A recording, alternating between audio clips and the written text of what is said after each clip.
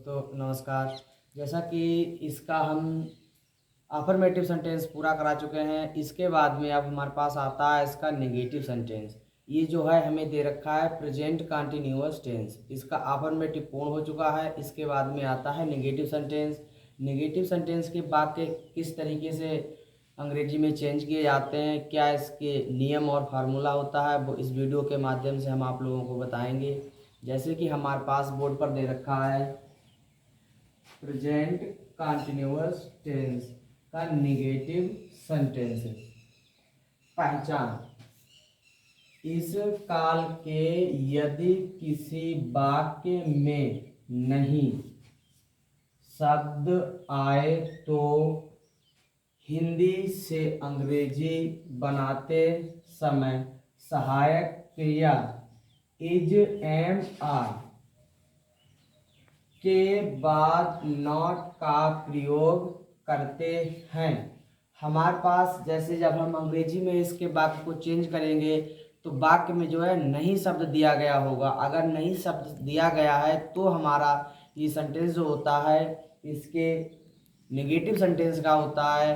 फिर इसको जब हम बनाएंगे तो हमारे पास का होगा कि जैसे सबसे पहले होता है हमें कर्ता लाना होता है, जो भी इसमें सब्जेक्ट दिया गया होता है तो सब्जेक्ट को लाते हैं। फिर उसके बाद में सहायक क्रिया हमें दे रखी होती है इसमें तीन, इज एम आर। इन तीनों को जो है अलग अलग ही यूज किया जाता है। तो एक वचन के साथ में हमें इज का प्रयोग करना होता है और बहुवचन के साथ में जो होता है हमें आर का प्रयोग करना होता है। एम जो होती है उसको जो है हमें आई के साथ में प्रयोग करना होता है।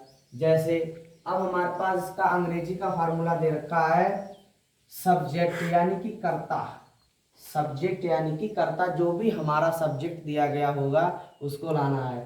फिर उसके बाद में दे रखा है हमें इज एम आर, यानी कि जिस प्रकार का हमारा कर्ता है उसी प्रकार की हमें सहायक क्रिया लानी है। Plus not plus M B of first form, यानी कि हमें जिस चीज का निर्देश मिल रहा होगा उसको लाना है। फिर उसके बाद में आई एन जी उसमें जोड़नी है, जो भी हमारी मुख्य क्रिया होगी उसमें हमें आई एन जी जोड़नी है। Plus preposition plus all object, यानी कि जो हमारा कर्म होगा उसको लाना है।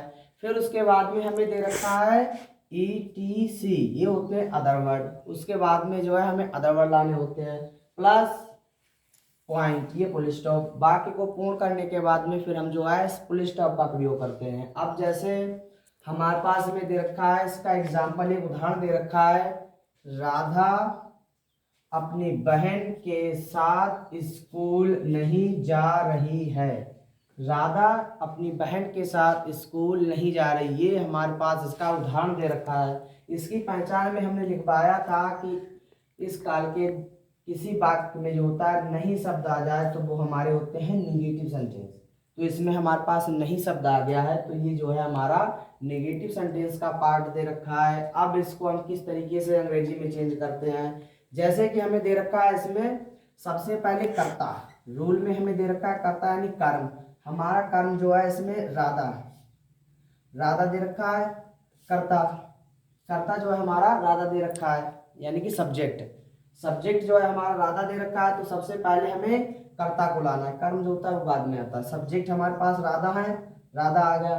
फिर उसके बाद में दे रखा है सहायक क्रिया is am are. Is am are यानी कि हमारा जिस प्रकार का कर्ता उसी प्रकार की सहायक क्रिया। तो एक वचन का हमारा कर्ता इसमें दे रखा है तो एक वचन के साथ में इज का प्रयोग होता है, तो अब हम इज ले आएंगे। फिर उसके बाद में हमें दे रखा है नॉट, इसमें हमारे पास नई शब्द आया है तो अब हम नॉट को ले आएंगे। फिर उसके बाद में हमें दे रखा है M B of first form, यानी कि मुख्य क्रिया। मुख्य क्रिया इसमें हमें निर्देश जो है जा रही का मिल रहा है, यानी राधा जा रही है तो जाना का स्पेलिंग हमारे पास गो होता है। और फिर उसके बाद में इसमें आई एन जी जोड़नी है तो ये आई एन जी हमने जोड़ दी। अब जो हो गया हमारा गोइंग। फिर उसके बाद में हमें दे रखा है प्रीपोजिशन। प्रीपोजिशन ये टू जो हमारा प्रीपोजिशन हो गया।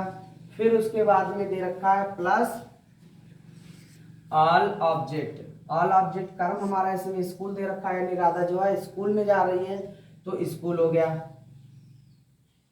ये जो हो गया हमारा कर्म, ये स्कूल जो है कर्म हो गया। फिर उसके बाद में हमें दे रखा है ETC। ETC ये होते हैं अदर वर्ड, जैसे कि हमें दे रखा है विद हर सिस्टर, इसमें हमें दे रखा है अपनी बहन के साथ। तो ये चीज जो है हमारी, ये पूरा हो गया हमारा अदर वर्ड। ये जो होते हैं जैसे ETC यानी कि ये अदर वर्ड, और फिर उसके बाद में प्लस दे रखा है पॉइंट यानी फुल स्टॉप। वाक्य जब हमारा पूर्ण हो जाता है उसके बाद में जो है हमें फुल स्टॉप का प्रयोग कर देना होता है। अब जो है हमारा ये पूरा वाक्य बनकर तैयार हो गया। जैसे राधा अपनी बहन के साथ स्कूल नहीं जा रही है, तो Radha is not going to school with her sister.